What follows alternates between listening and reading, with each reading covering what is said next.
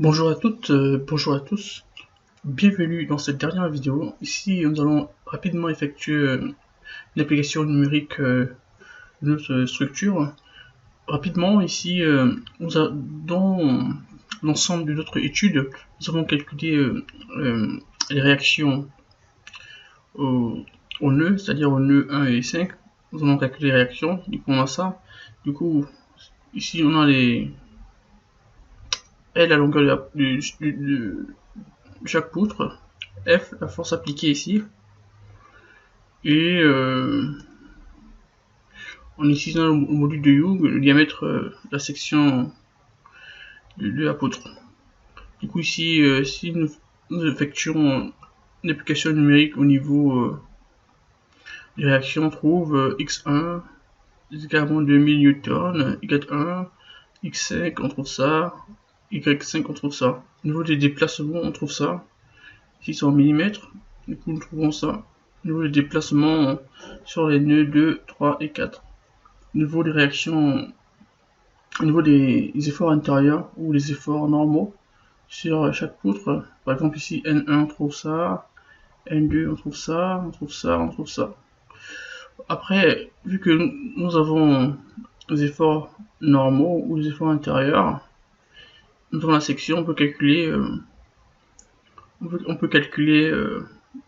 les contraintes normales sur chaque poutre. Aussi, on a la contrainte normale de la poutre 1, contrainte normale de la poutre 2, contrainte normale de la poutre 3, contrainte normale de la poutre 4, contrainte normale de la poutre 5 et contrainte normale de la poutre 6. 1, 2, 3, 4, 5 et 6. Du coup, ici, nous arrivons à la fin de cette étude. Du coup, qu'est-ce qu'on doit retenir comme résultat? Ici, on peut interpréter les efforts normaux pour savoir le comportement de notre poutre, c'est-à-dire que grâce au signe de chaque effort intérieur ici ou effort normaux, on peut savoir si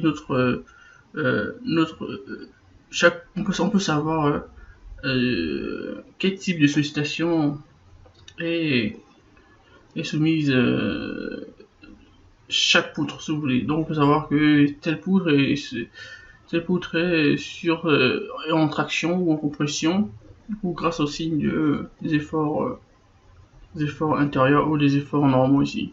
Après ici nous avons la contrainte, nous avons les contraintes normales. Du coup ici ces contraintes normales, on peut les comparer avec la limite élastique du matériau utilisé sur nos poutres. Du coup ici on peut utiliser ça. Aussi les déplacements aussi sont importants, les déplacements ici.